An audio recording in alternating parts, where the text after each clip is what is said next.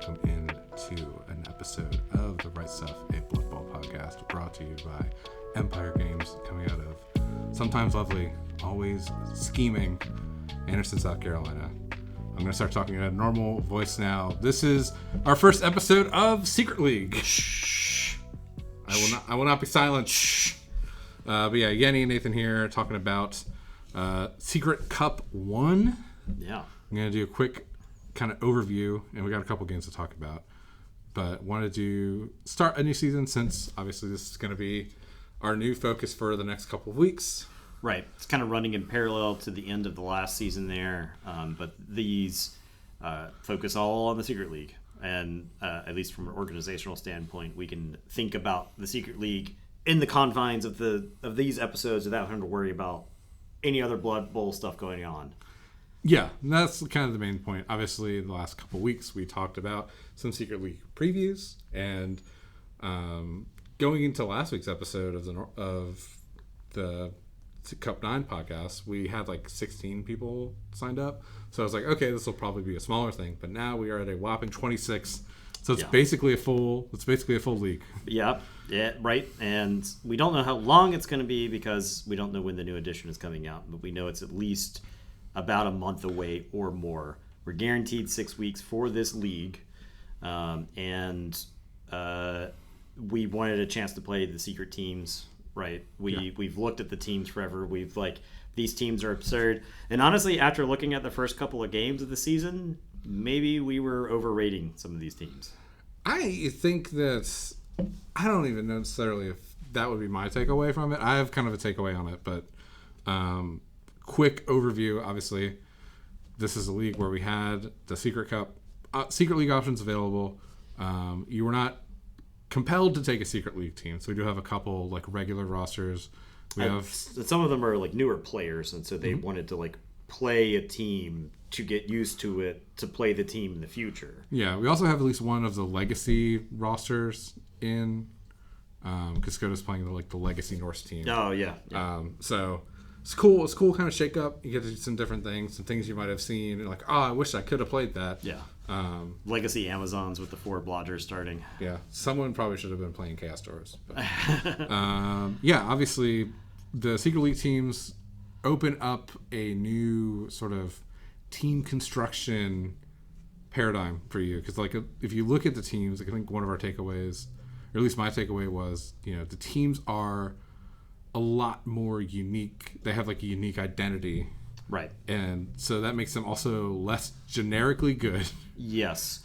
And interestingly, I think the teams are appropriately costed. Mm-hmm. And so when you're making a straight 1 million roster, you actually do have to make choices about what's included on the roster and what you have to give up. Yeah.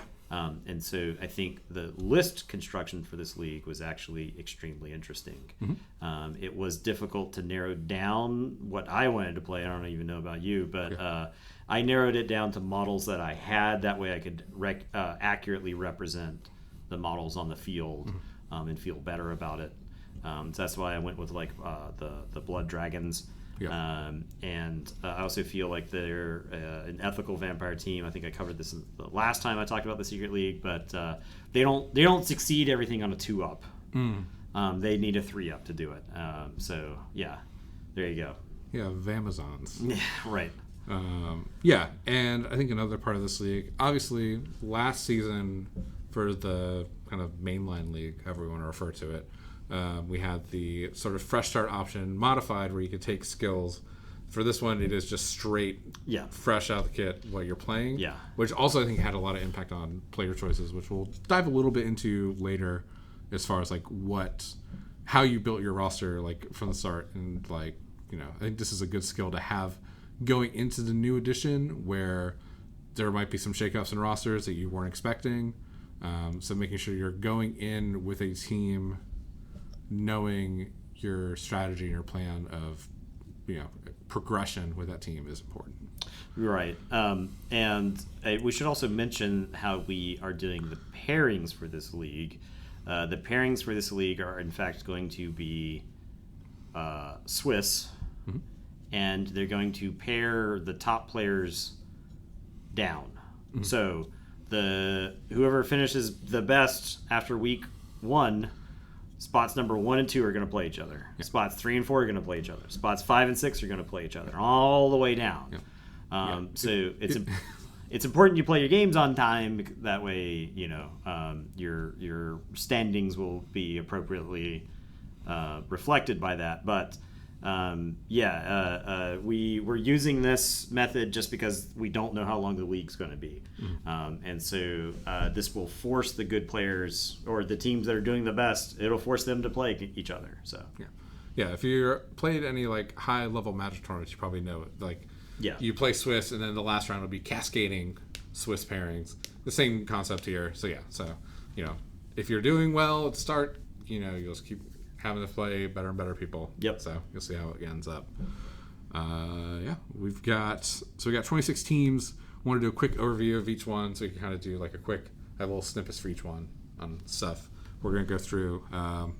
First up, we have Will is playing the Tzeentch Demons team. Yeah, it's a wild team. Yes. Oh, the Horrors. Excellent name. Big thing on this team is the Lord of Change is an excellent big guy. Yeah. We'll see more about the Chaos Demon teams later on down the rosters too, but it follows that where it's based off of like Sigmar with specific demons on the roster based off of like the 4 Chaos gods. The Khorne ones haven't been implemented on Tour Play yet, but Tzeentch is here. And the Lord of Change is just like a model designed to win the game on its own. It's also 200 and like 1,000 gold. Yeah, it's nice 200k demon. Yeah. Starting with pro on your big guys, like it's wild. Obviously, we talked the past season about how good pro is on big guys, and you just start with it. You're like, okay, cool. I don't have to think about what I want to add. Yep. I want to do it's block. It's just block. I'm adding block. Yep. Up next, we got Ness playing all on red. The Clan Molder. This is the stunty rat team. Yeah, with a bunch of rat ogres. Yeah. I was kind of tempted to play this team at first because I like the idea of playing a Skaven team that has swarming. Yeah. But obviously, Ness beat me to the chase, so I was like, okay, I'll kind of switch it up, play something else. But yeah, you get 2 rat ogres, 2 armored rat ogres. And armored ones have Unchanneled Fury instead of Animal Savagery and better armor. So those are really cool pieces. Yeah. A little bit more consistent in not killing your players. Right. Up next was my team. So this is I'm calling them, working title is the Rat Bashers, or the Rats that Bash Back. These are the ones that Charlie Kelly missed in the bottom of Patty's Pub, basically. It's the idea. This is Clan Pestilence. So the thing about this team is every player has a serving presence. So you are probably not going to pass against this team very often or do a handoff. Not where you want to be. Yeah. But the other thing that really stood out to me was you have 2 sets of positionals, the priests and the carriers, that have foul appearance to start. And especially with fragile pieces, your armor is low across the team. Your best is the priest at 9, and everyone else is 8. So having lower players with foul appearance is nice because you'll just randomly spike that one from your opponent, and your stuff will be standing up. But it is a fast team. All the non-ball and chain, which we'll get to, but non-ball and chain players are 7 movement, so he's good at getting around and positioning. And then you have the sensor bearers, which are 2 ball and chains you can have, but they do not have secret weapon. So they just stay on the field all the time, and just cause mayhem. Which I have a game to talk about, so we can get into it. But yeah, I thought that team was interesting. I wanted to pick a team that could do something that I would not normally be able to do in a season of Blood Bowl, and having secret weapons with the serial numbers filed off seemed pretty nice. Yeah, for sure. Up next, we got our first of the regular teams. This is Abe playing the Blaviken Bloodhounds. It's a Khorne team. Obviously, I don't know. Khorne's all right, I guess. Yeah. You got to be some sort of mark to play Khorne for a full season. I mean, Khorne. There are a couple of teams that mirror Khorne in the secret teams. There's like a Savage Orc team, which I think we do have somebody playing, and then but Korn's kind of an expensive team. He's opted for the 4 Bloodseeker start, which I don't hate. I think if you get to start with skills, then 4 Bloodseekers with block is a very good way to start the roster.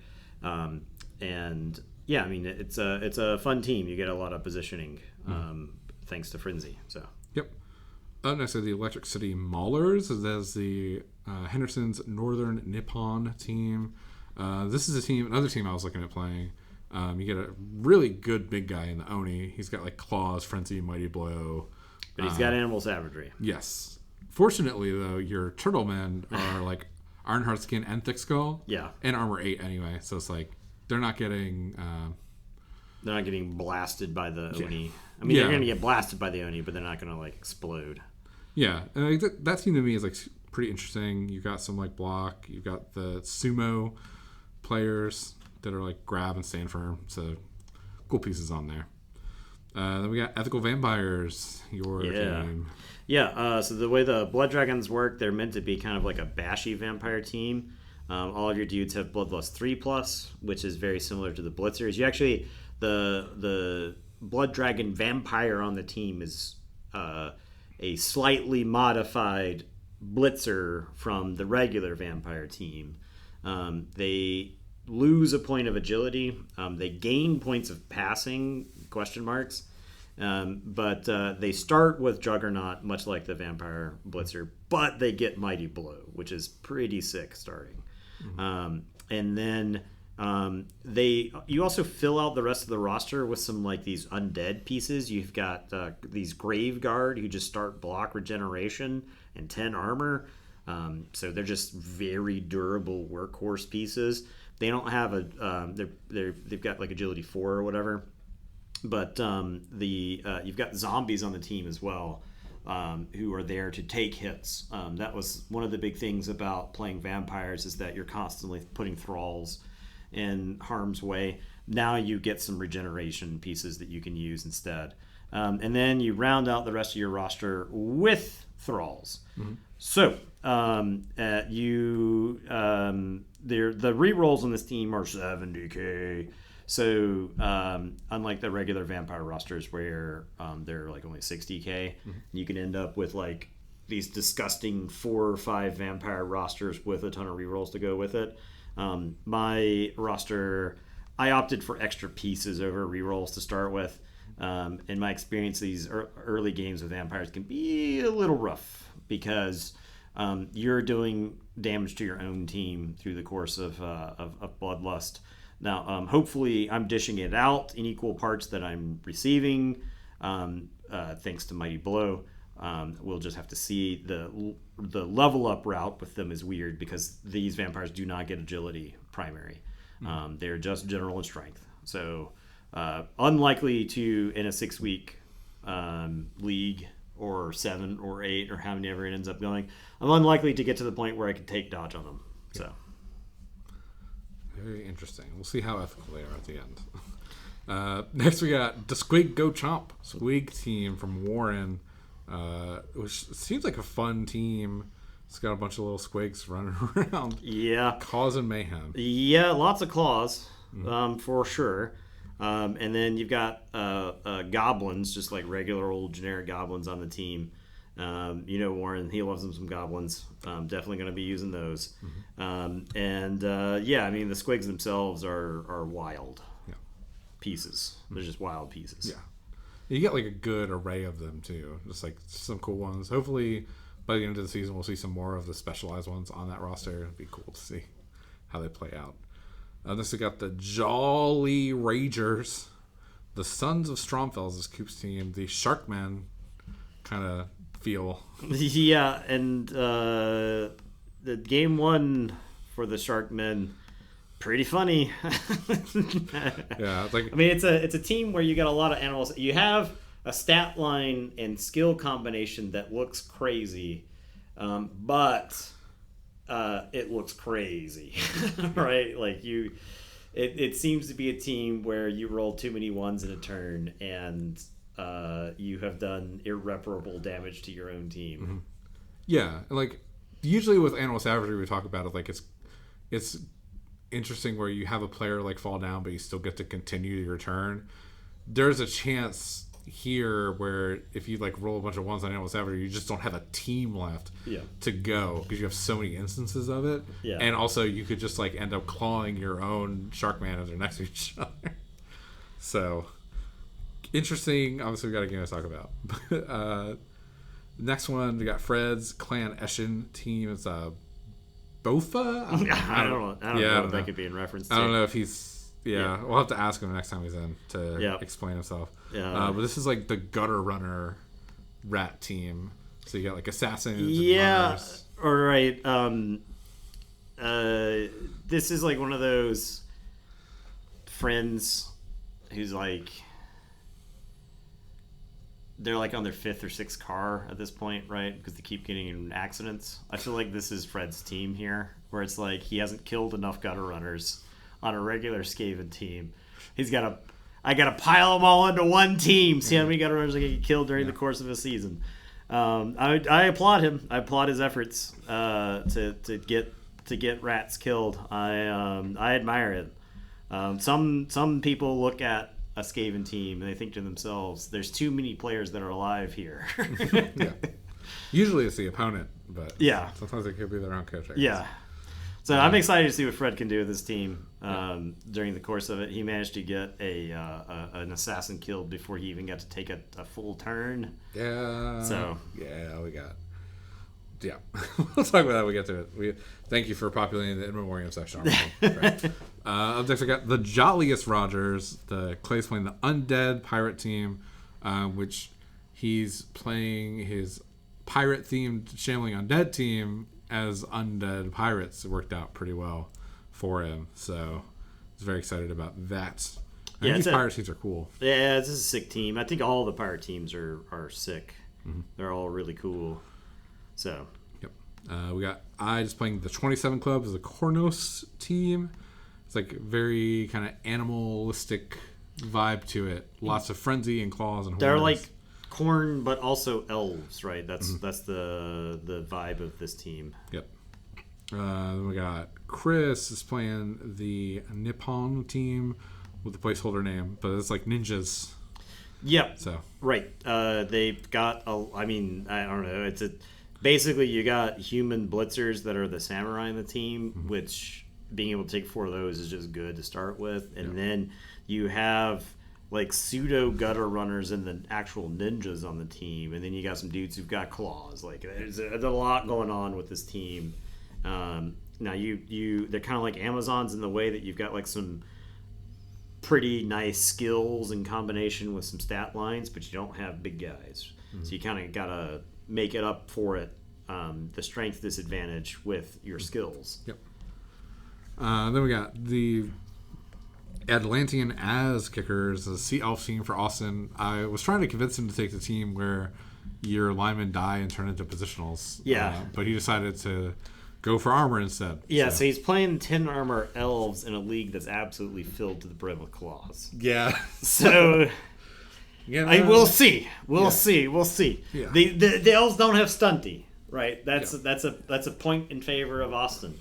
Yeah. But yeah, I mean, we joke around about Austin getting players killed all the time. Hopefully, these 10 armor elves will last, do much better than some of Austin's prior efforts. Yeah. Then we got the Pendleton Penumbras, Nagarai team, which is seemed.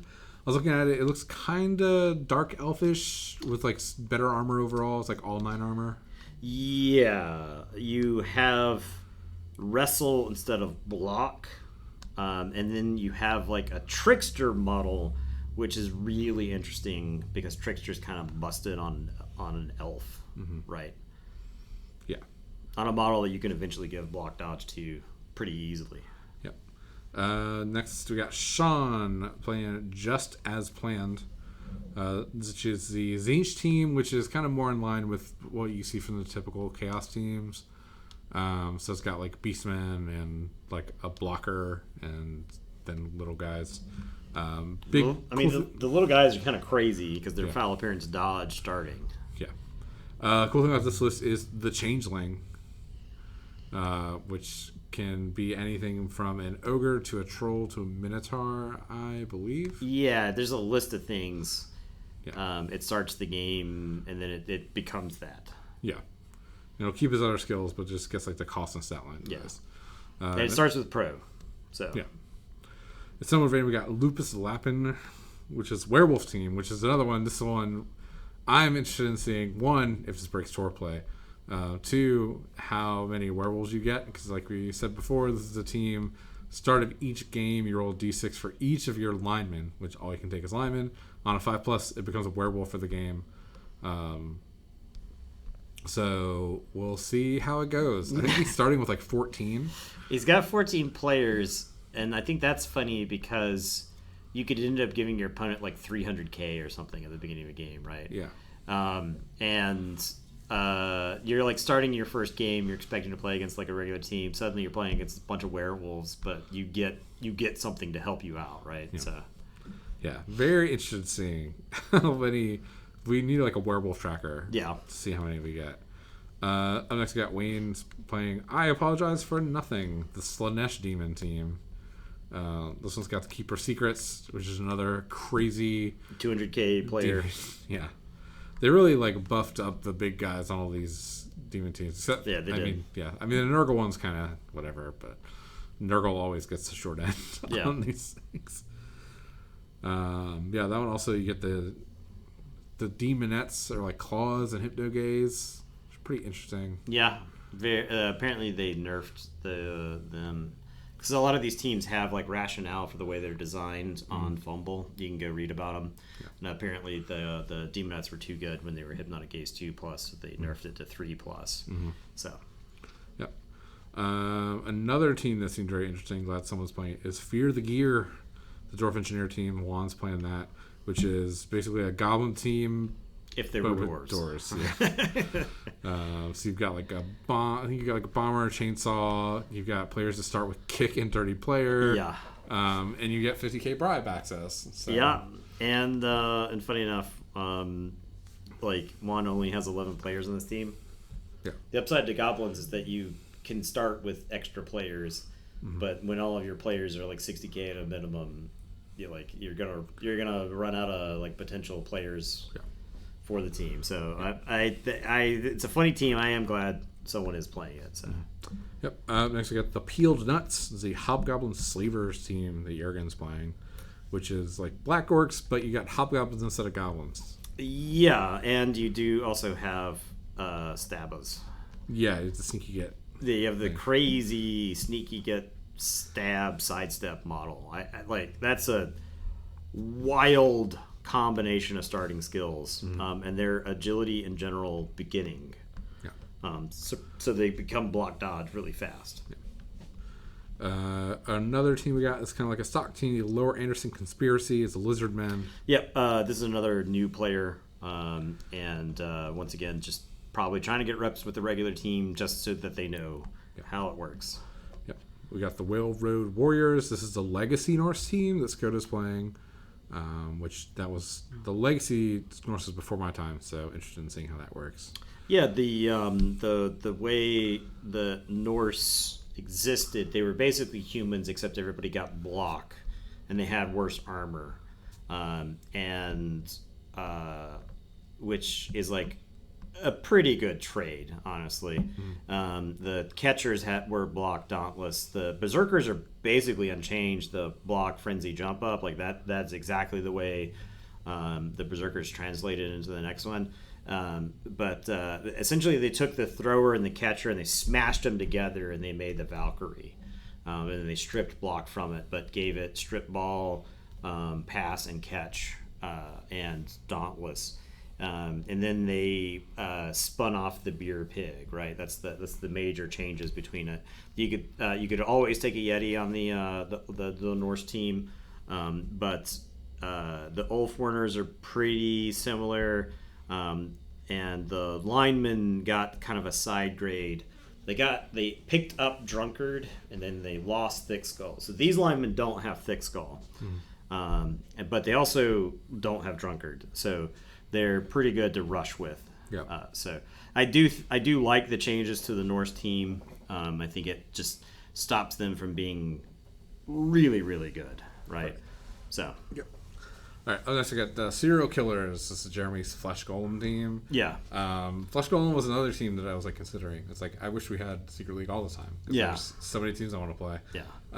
The thing with Jeremy's roster is when I first looked at the Flesh Golems, I was like, I want to see how it would look if I took all 4 Flesh Golems. And I was like, this does not work because they're so expensive. Yeah, that's the problem with Necromantic, right? Like Yeah. you can't fit all your positionals because all your guys are like over 100K. Yeah. So Jeremy did put all the Flesh Golems, but he started out with 0 zombies, 3 big hands, and also 0 rerolls, which we will get to when we do the game recap. Like avid Blood Bowl podcast listeners will kind of be able to surmise what that chuckle means. So, yeah. Then we have a placeholder skink team for Jennings with TBD. So yeah, I'm pretty sure he's just going to play the skink team. Yeah. Jennings and I are scheduled for the first game, so he can get revengeance upon me for the playoff victory. Mm-hmm. And he did curse me prior to my game. Against Jurgen, so I do think there's some efficacy to his ill wishes at this point. But you get a bunch of croc scores on that team. Yeah, he's starting with 3 out of a possible 4, so have fun with that. Then we got the Bloodied Masquerade, which is the stock vampire team. Joel's playing that one. That's one of those where if he had any experience with this team whatsoever, we could be like, why are you playing vampires in this league? Because it is a disgusting team. Yeah. Next, we've got the sort of ringer team that is probably going to be played by some combination of store staff. I want at least one shot with this team. Yeah. This is You've Got Crabs, which is the Nautica team. And the only note I have is crabs. Apparently, for this team, they wanted that team to be completely awful. It was designed. It was designed as a joke. But who's laughing now? Yeah, I mean, when you give a big guy sidestep to be flavorful, like something awry is going to happen down the line where that's going to be actually really good. I'm very excited to see how this team plays out. Then lastly, we have Shield Wall, which is Nate's Savage Orc team. This is kind of the other Khorne-esque team you were saying earlier.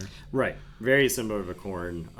Lots of frenzy. They actually has more frenzy than Khorne does, but for some reason they start with 4 dudes who have block. Mm-hmm. So the team also has a bunch of Ironheart skin and Thick Skull, and that's to make up for the fact that the whole team's got 8 armor. So you don't get to Mighty Blow and break armor, but man, you'll get to hit. You get to add the Mighty Blow to the injury on the team for sure. So, yep.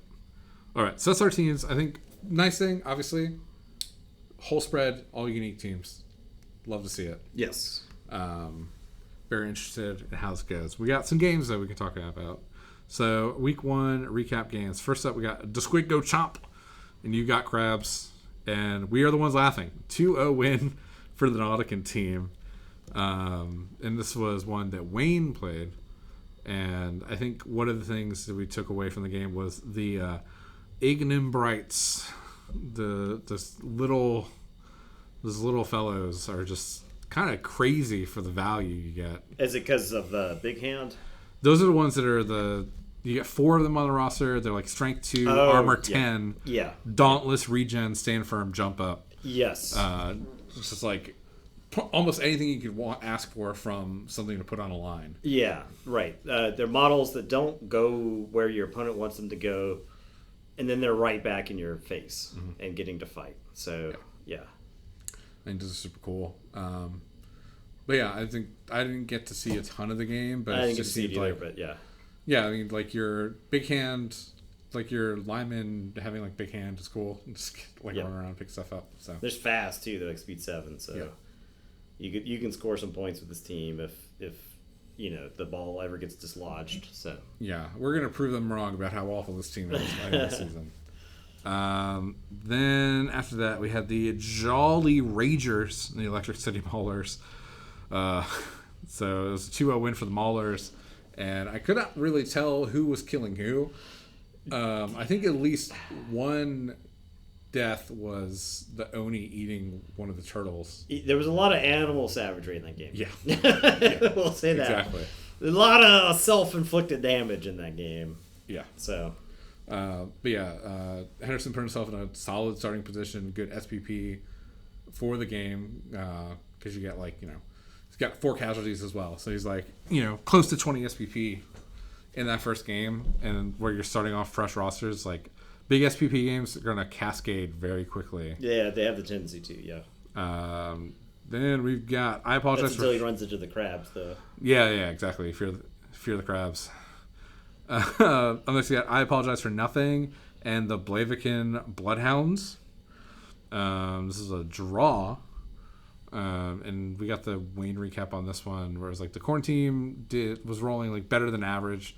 Yeah, than what you'd expect on a frenzy roster. Right. The avoided the skull boat down that plagues early frenzy pieces. He managed to dodge all those rolls, and instead, that's the thing with corn is you get to do a hideous amount of damage if your dice cooperate. Mm-hmm.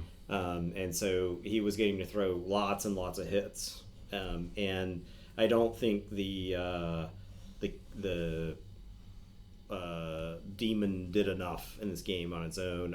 Apparently Wayne could have scored and won, but did a sequencing error and bungled the game away. Yeah, I think it's easy to do because it was a blitz.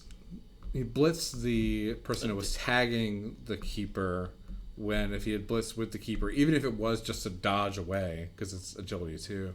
Even if you just dodge, you needed to declare the blitz with the keeper because it's a 2+ because it's Unchanneled Fury. Yeah. So yeah, that's a thing. If you haven't played a bunch of Unchanneled Fury, if your big guys have take root a lot of the time, you're not going to think about about your model not activating at all. Yeah. Yeah. So. Up next we had Insert Aim Here and the 27 Club. This one was also just kind of a smackdown. There's 7 casualties between both teams combined. One had 3, one had 4. Yeah. You love to see it in a game like this where both players are just beating each other up. Yeah. And it's the thing too. It's best possible scenario for you is obviously win with a lot of SPP, like the Henderson. Next best is getting a draw with a decent amount of SVP is still really good. Yeah. And then you've got my game, which was Serial Killers and the Rat Bashers. So this was a 1-0 win for me. But the thing was, I think, obviously I talked to Jeremy and I was I had to be fully upfront with you. I don't think your roster is built in the most effective manner. You need one reroll, a minimum. Yeah. What if you roll a double skull somewhere in this game? Right, that's the thing. Is you could be the safest player in the world. Yeah. And we know Jeremy is not. Right. Yeah. Jeremy would even say that he is not the person who takes the least amount of risks. Yeah. Right. You got to build in some amount of luck protection. If you're somebody who thinks that you're going to get unlucky during the course of the game, you need those re-rolls. Yeah. To help mitigate that. Yeah. Right. I do think, unfortunately, it was a thing where the team was better against me because the flesh golems were that's 2 die blocks with the ball and chain. Yeah. Instead of the 3 die I would get on a zombie. But Jeremy won the kickoff, elected to receive, and he ran some people up, and I started the sensor bearers off the line because I wanted them to be kind of back so that in a position where he didn't want to follow through with his line hits. Yeah. And also in a way where he wouldn't be able to get a bunch of people to randomly just get a 1 die and knock it out, because obviously ball and chains, they just go right to armor or they just go to injury and they'll get knocked out at least. Right.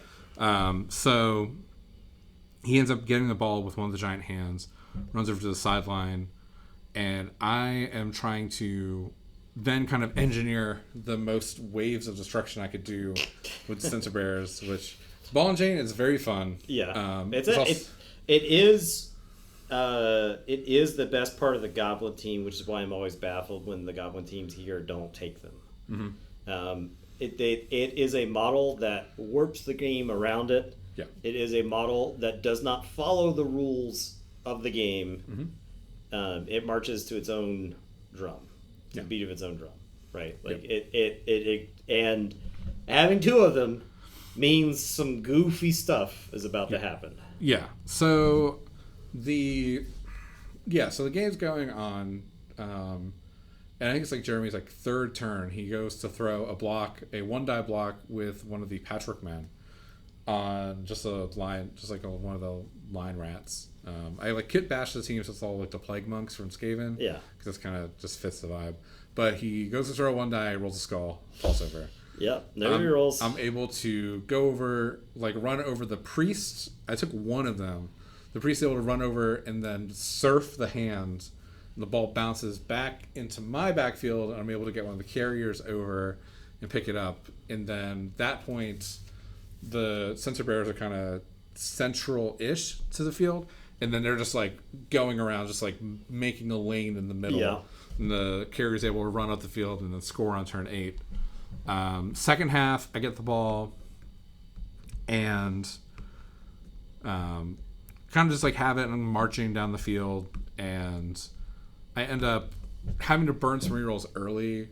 Like all my rerolls were specifically for like a player falling over, like either the priest or most importantly the sensor bearers. And I end up having to like burn rerolls, and then it was like my turn 7. I'd skull both down with the sensor bearer on a flesh golem.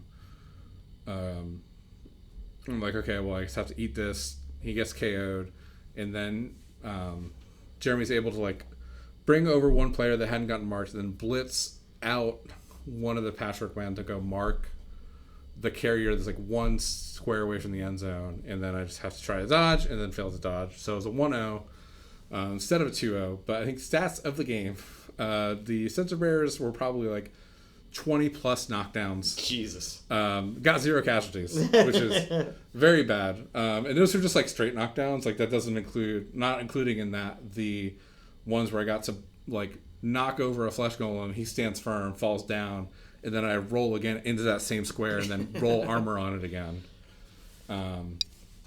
So yeah, they were very, very good. But the other side of the game is Jeremy had probably at least 6 of his turns end within the first 3 activations because of a double skull or a skull. Yeah.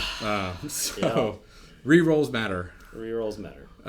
So yeah, they really do. We got one more game to talk about, which is Ratmageddon, apparently. So Bofa is what I'm just gonna say Bofa because people will probably get a joke out of it when they listen to it. And then All on Red. So things you don't want to happen in your game when you're starting off with lower roster, like starting off the season. You don't want Sweltering Heat. You also don't want to roll a turn 1 blitz and then have your assassin fail a push and die. Yep. So this game, I would be very interested to get like the full recap from Fred next time I see him. Just because there were 13 injuries between both teams. Yeah, there's a lot of... And like 3 casualties. Apparently there was a lot of animal savagery. Yeah. Which kind of makes sense. Yeah. Yeah, and probably some failed dodges and all kinds of other stuff too, right? But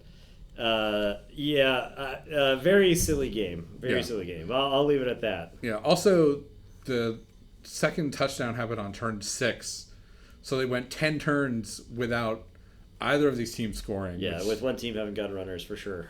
Yeah, I mean, all the gutter runners might have gotten sent off in the heat. Maybe it's difficult. Who knows? Who knows what happened? But yeah, that's the game recaps we have so far. Very interesting. About half the games are done already, which is nice. Yeah. So people are playing at a good pace. Our in memoriam section, already we got deaths. So we had Woodrow the Fool Bush, which is a pirate cultist for the Jolly Ragers. We had Slows, which was a turtle man for the Electric City Maulers. We had Zuckma, which was an assassin for Bofa.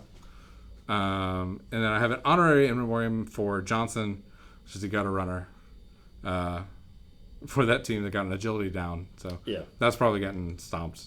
Yep. And then we had Duke, which was a throttling, which are the little rat-like snotlings for all on red. So, yeah, bunch of death already. Love to see it. I guess take a quick break here to jump into some roster talk and talk about, what other game we want to look at this week. All right, obviously, we just have to make rosters for this league, so we want to talk a little bit about just starting rosters in general. Yeah. And kind of how you get to make that. Because we have seen, as has borne out in our first games, roster construction matters.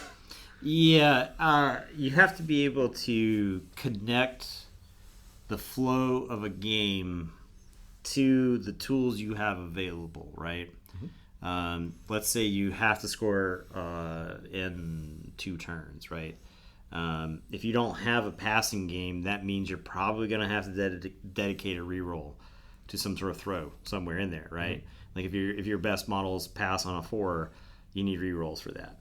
Yeah. You also have to take a look at like the number of models you have on your starting roster. Mm-hmm. Yes, you could start a team with 11. If your team is all 8 armor units and you have 11, your first game may be very brutal. And it may not be fun, and you may end up in the death spiral where you're constantly taking journeymen to fill out your roster.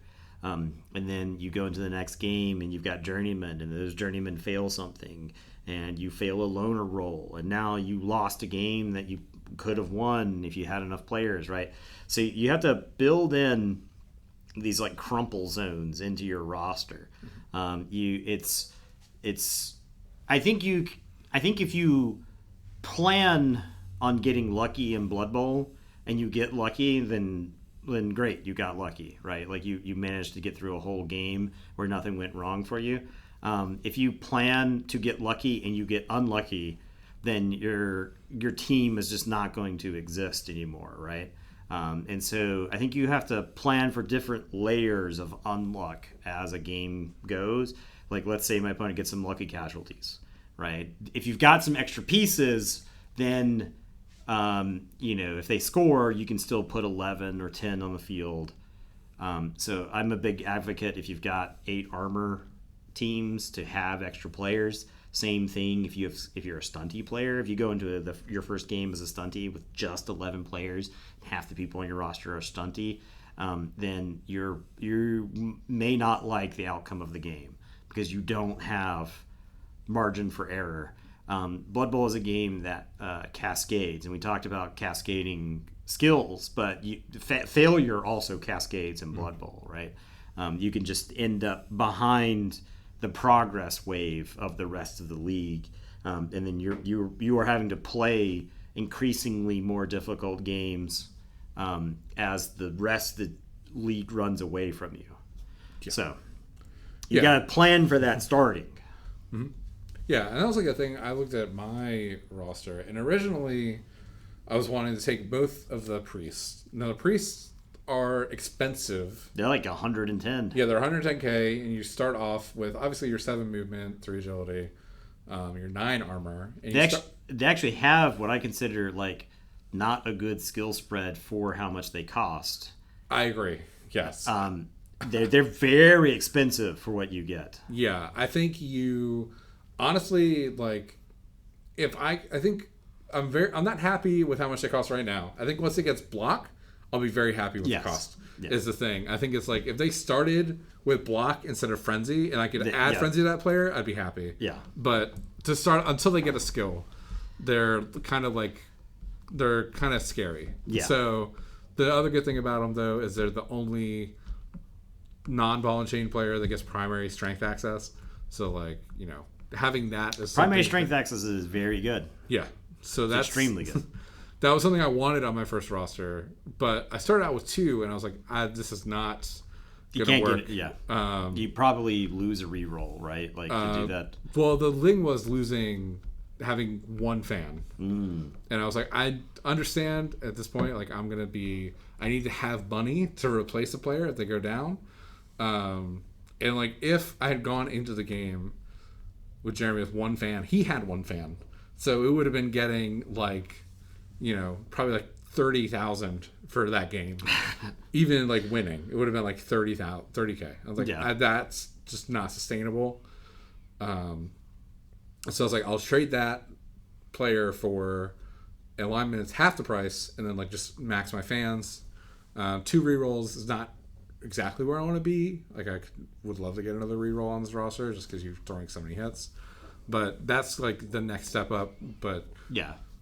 So I mean, that's another thing to consider is like, what does your progression path for the team look like? Not just skills, but what are you buying? Yeah. And that's another reason to start with rerolls is because they then become double value. You're paying the price of like a big guy for a lot of these teams to put a reroll on your team, right? Starting the roster with it saves you money down the road. And so like I also ended up with like 2 rerolls. I'd much rather have 3. Every time I start a list with 3 rerolls, those first few games feel so butter smooth, just because you could roll 3 double skulls in the game and you're like covered. Yeah. And trust me that I've managed to find ways to do that in the first couple of games I've played of a season, and that's like pretty unlucky. But 3 rerolls keeps you on the safe side.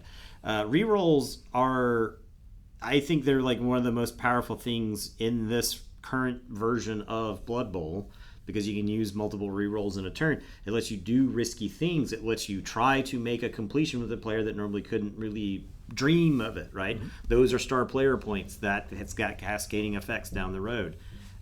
So the number of rerolls, what you are buying with your first couple of game winnings, that's all really important. Now, the Blood Dragon team, the way I'm thinking of it is, I'll buy a 4th vampire once the first 3 are in good shape. My first 3 games, my first 3, 4, 5, how many ever games, it is these 3 vampires for MVP. Nobody else in the team gets to look at it. Sorry, zombies. Sorry, Graveguard. Sorry, Thralls. I'm not even going to remember your name, Thralls.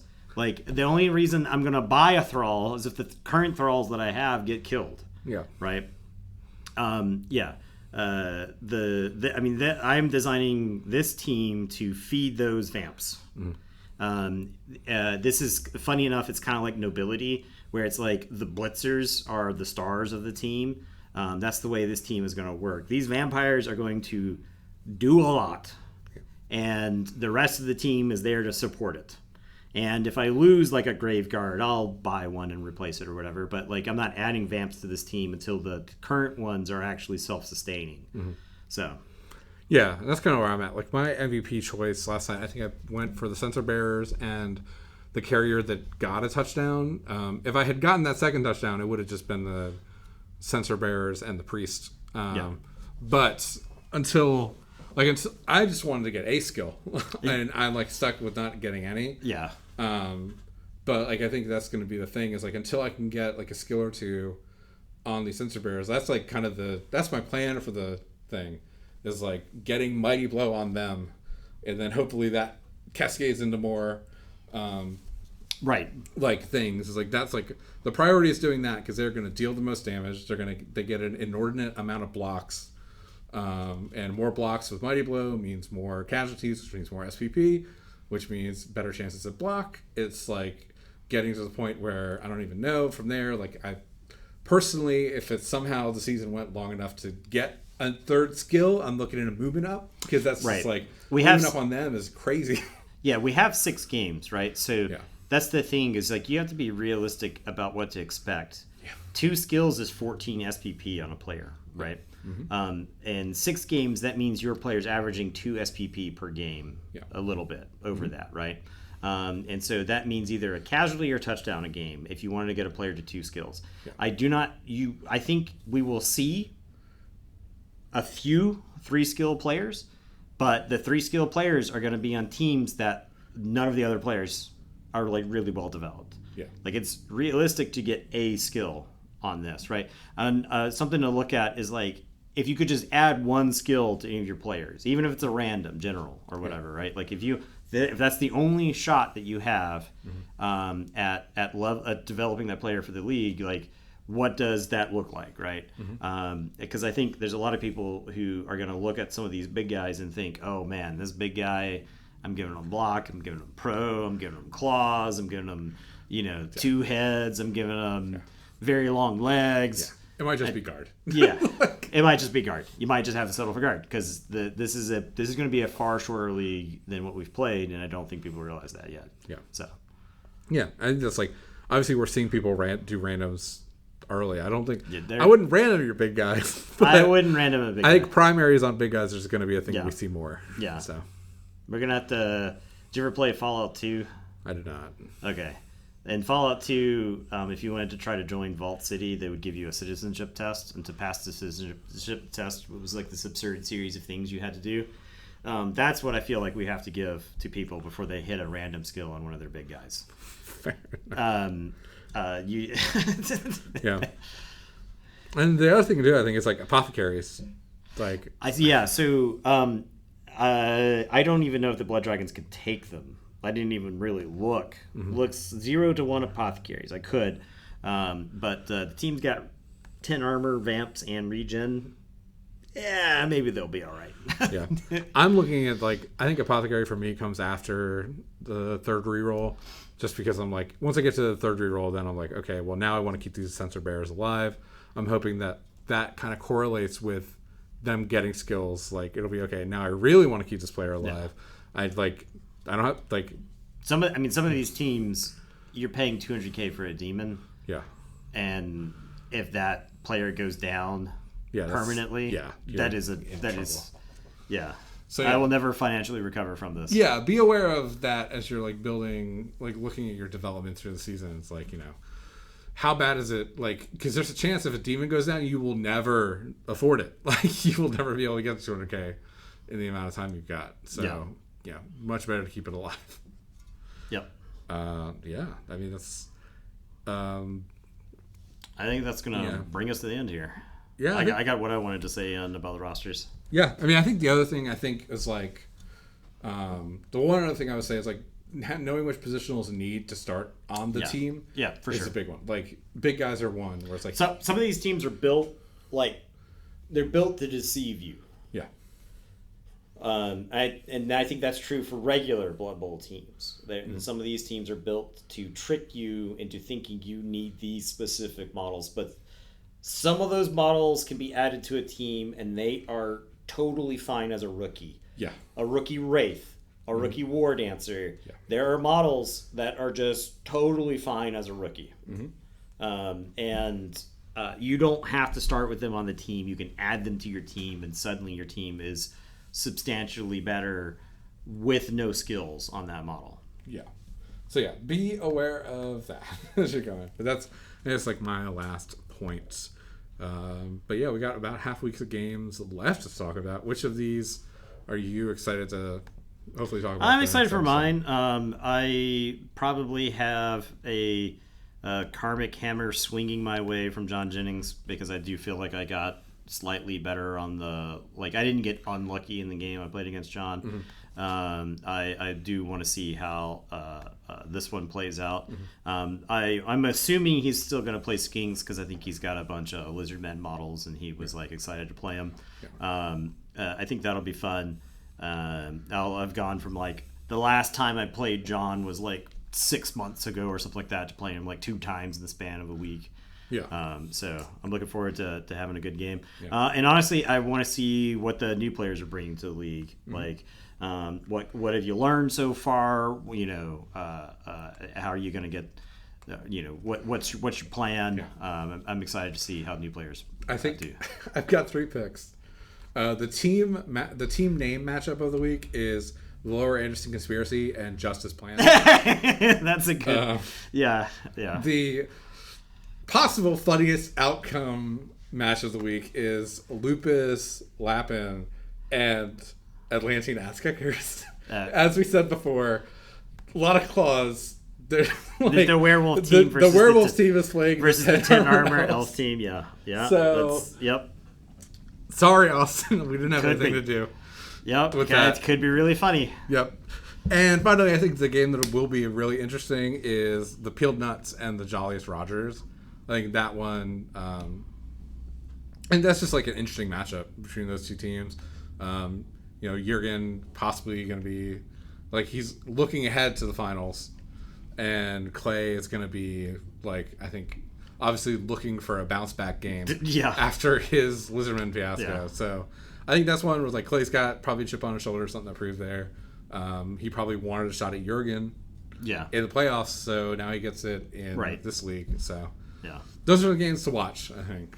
Yeah, I'm looking forward to the rest of the league so far, just because who knows what to expect of these teams, man. Yeah, like who knows? Exactly. Who knows? It's gonna be a lot of fun to talk about. But I think it's gonna do it for this week. Obviously, this is a secret league, but don't keep it a secret. Yeah, spread it around, share it to your friends.